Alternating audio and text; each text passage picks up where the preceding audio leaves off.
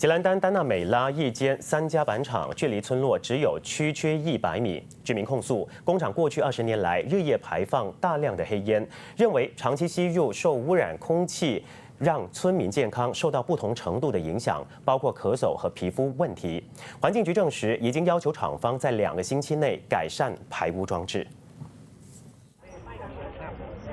吉兰丹甘榜日拉都村民今早举行和平集会，抗议距离甘榜100米外的3甲板制造厂没日没夜排放大量黑烟，并飘散难闻气味，让上千名村民在过去20年没有一天有好日子。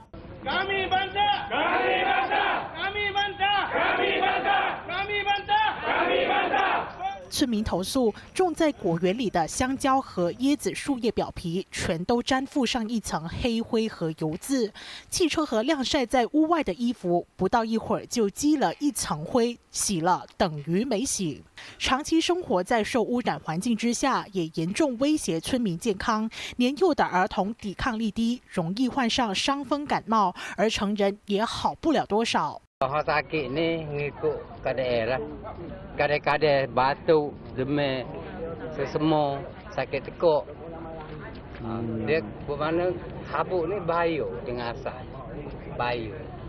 Jadi orang tidak kata semua orang kena. Kadang-kadang tu adalah buruk. Budaklah utama sekali. Masalahnya bangun pagi-pagi tu asap dah hitam kan. Ada hitam, berbau lah, tak tahan lah. Anak pun macam gatal-gatal, cucu tu asma kan. Jadi kalau sekarang tak jemur baju dekat luar, jemur baju dalam bilik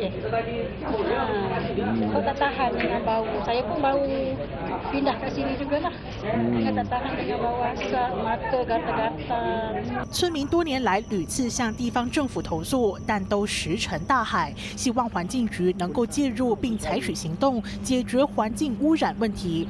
村民同时也建议工厂将烟囱建得高一些，以减少对低空的污染。